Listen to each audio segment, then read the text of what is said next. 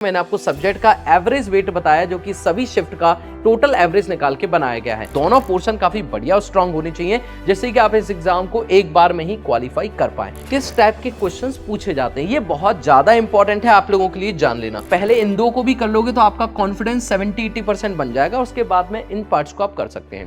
Hello everyone and welcome to engineers वाला। अगर आप डीडीए जेई के अंदर अपना फ्यूचर देखते हैं तो ये वीडियो आपके लिए है। इस वीडियो को लास्ट तक देखिएगा। इस वीडियो में हम लोग कंप्लीट डिस्कशन करेंगे जैसे कि वैकेंसी की डिटेल्स के बारे में, syllabus, selection procedure, subject wise weightage, exam pattern, cut off, job profile, eligibility. इसके साथ साथ मैं आपको क्वेश्चन के सैंपल्स भी दिखाऊंगा और आपको बताऊंगा कि किस किस टाइप के क्वेश्चन पूछे गए, चाहे वो टैग था या फिर आपका नॉन टैग था। सबसे पहले शुरुआत करते हैं। टोटल मिला के डीडीए ने 1732 वैकेंसीज के लिए नोटिफिकेशन जारी किया है, लेकिन इसमें जूनियर इंजीनियर की वैकेंसीज के बारे में बात की जाए तो सिविल इंजीनियरिंग में 104 वैकेंसीज और इलेक्ट्रिकल एंड मैकेनिकल इंजीनियरिंग में 67 वैकेंसीज हैं, जैसा कि पहले ही नोटिफिकेशन जारी करके आपको बता दिया गया था। दूसरे पॉइंट पे डिस्कशन करते हैं इसकी कुछ बेसिक डिटेल्स, जैसे कि आपको नोटिस के जरिए से बताया गया है कि आपकी जो फॉर्म फिलिंग है ये स्टार्ट हो जाएगी 6 अक्टूबर 2025 से सुबह 10 बजे से, और लास्ट डेट जो फॉर्म फिलिंग की है वो है 5/11/2025 शाम को 6 बजे तक, यानी कि 5 नवंबर 2025 तक आपके फॉर्म भरे जाएंगे।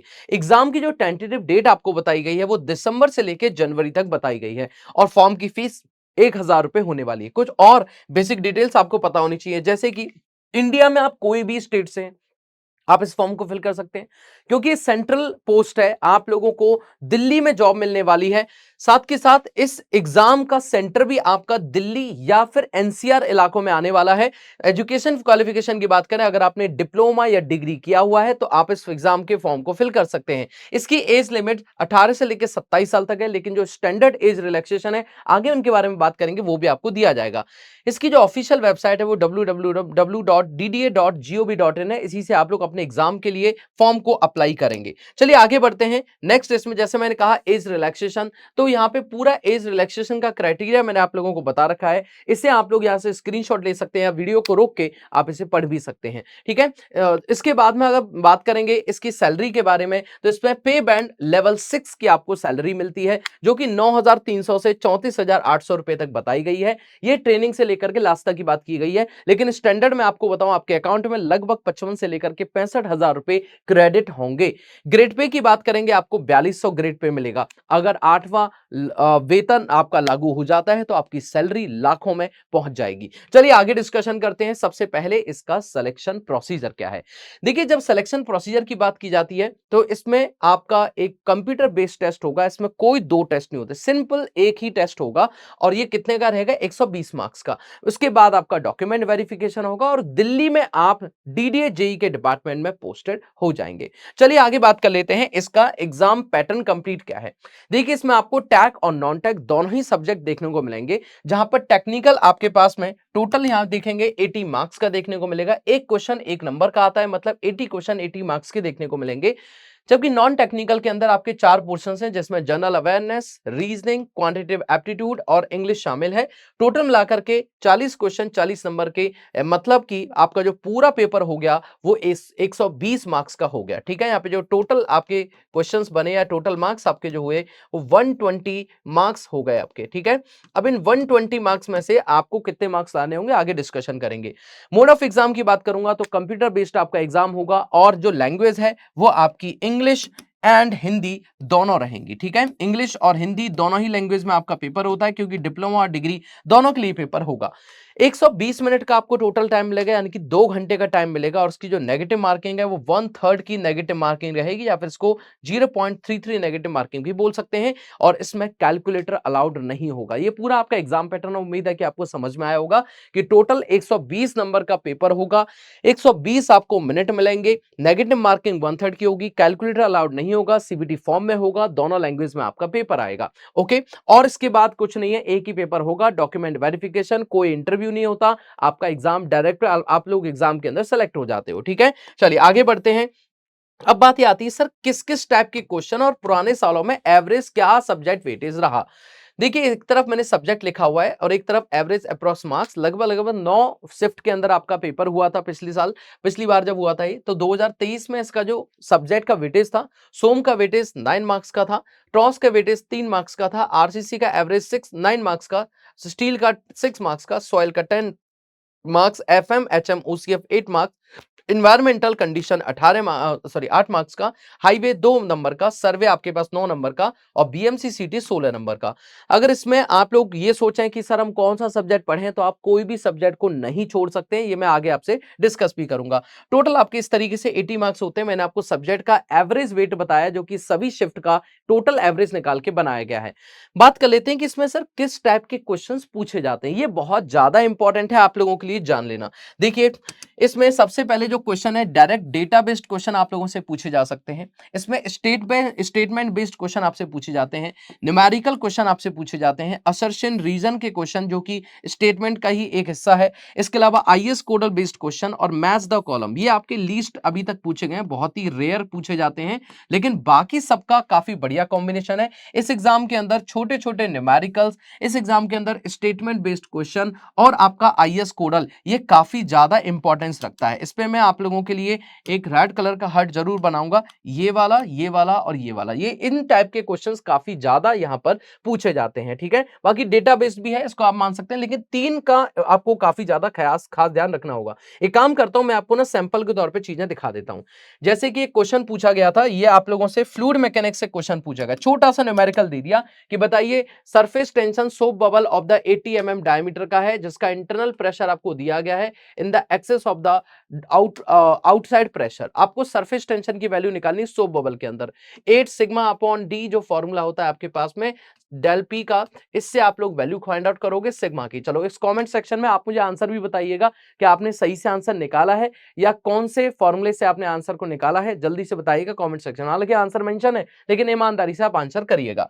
चलिए और क्वेश्चन देख लेते हैं। जैसे कि जैसे एक क्वेश्चन पूछा गया, सॉइल सैंपल है आपके पास जिसकी पोरोसिटी आपको दी गई है, वॉइड रेशियो, बहुत ही आसान है, पोरोसिटी और जो आपका वॉइड रेशियो उसके रिलेशन से आप इसको फाइंड आउट कर सकते हैं। तीसरा पॉइंट है ग्राइंडिंग, सीमेंट क्लिंकर की ग्राइंडिंग के टाइम हम लोग जिप्सम क्यों मिलाते हैं। बीएमसी का क्वेश्चन काफी ज्यादा आसान है, डेटाबेस कॉन्सेप्चुअल बेस्ड क्वेश्चन है।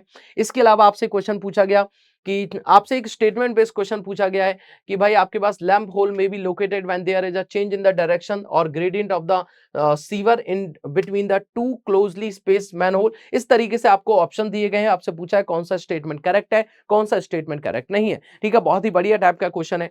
और बात कर लेते हैं आरसीसी का। जैसे मैंने आपको बताया भी कि आईएस कोडल बेस्ड क्वेश्चन आप लोगों से पूछे जाएंगे। आपसे पूछा जा रहा है भाई कि एक्सपोजर, एक्सट्रीम एक्सपोजर कंडीशन के अंदर आपके पास जो जो आपका कवर होता है वो किससे ज्यादा नहीं, should not be less than, किससे कम नहीं होना चाहिए। तो आप जानते हैं 20, 30, 45, 50, 75।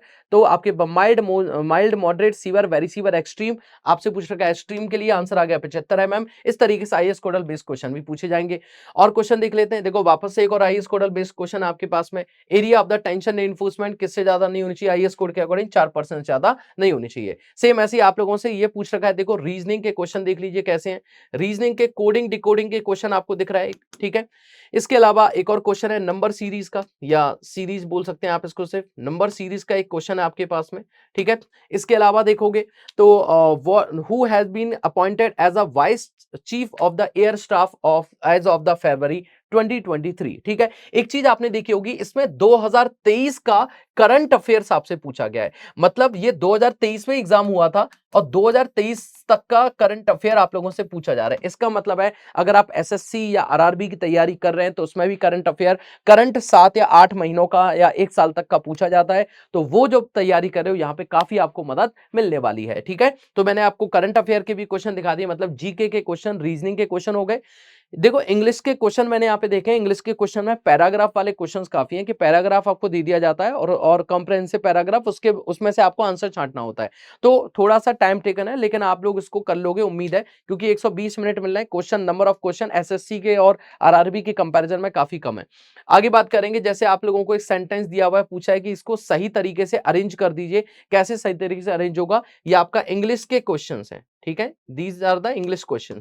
आगे बात करेंगे, जैसे ये मैथमेटिक्स का क्वेश्चन है परसेंटेज का, ठीक है, मैथ्स का परसेंटेज का क्वेश्चन आप लोगों को दिया गया है कि भाई एक एक्सपेंडिचर है of a person 70% of his income, इसका खर्चा अपनी इनकम का 70% है, उसकी इनकम हो जाती है 12% से इंक्रीज, तो एक्सपेंडिचर भी आपके इंक्रीज हो जाते हैं 7.5 से। तो आपको पूछा हुआ है कि उसकी परसेंटेज इंक्रीमेंट कितना होगा उसकी सेविंग के अंदर। तो ये आपसे क्वेश्चन पूछ रखे हैं, देखो कितने बढ़िया बढ़िया क्वेश्चन है आप लोगों से, आपको ध्यान रखना है।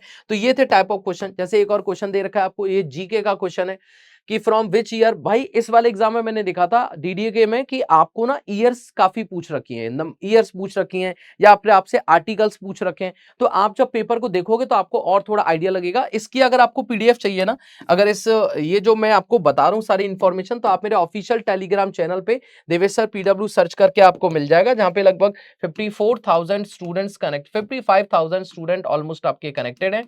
और इसमें आप लोग जाके जुड़ जाएंगे। यहाँ पे मैं आपको इन्फॉर्मेशन देता रहता हूँ, इसके रिगार्डिंग मीट भी एक बार हम लोग करेंगे डीडीए जेई की, ठीक है। चलिए अब थोड़ा आगे बढ़ते हैं आगे बढ़ते हैं कि सर इसकी कट ऑफ क्या गई।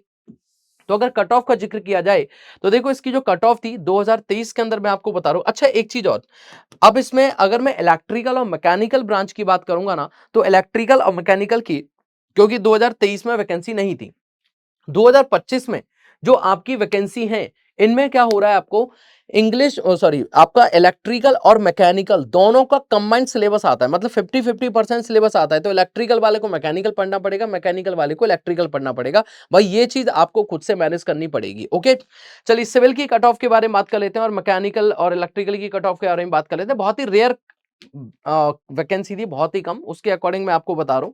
तो यहाँ पे कट ऑफ मार्क्स की बात करेंगे तो देखिए जनरल की कट ऑफ 91.612 थी। इसके अलावा ईडब्ल्यूएस की, एससी की, एसटी, ओबीएस, फिर उसके बाद ओएच, एचएच, सारी आप लोगों को कट ऑफ बता रखे हैं। इसको आप वीडियो को रोक के देख भी सकते हैं। भाई आप लोग एक चीज को समझ पा रहे होंगे कि इस जगह पर अगर आपका सिर्फ टेक्निकल तो भी सिलेक्शन नहीं होना, नॉन टेक स्ट्रांग है तो उससे तो वैसे ही नहीं होना, क्योंकि 40 ही मार्क्स का है। इसका मतलब आपका दोनों पोर्शन काफी बढ़िया और स्ट्रांग होने चाहिए, जिससे कि आप इस एग्जाम को एक बार में ही क्वालिफाई कर पाए। ठीक है चलिए आगे बात कर लेते हैं, इसकी जॉब प्रोफाइल्स क्या है।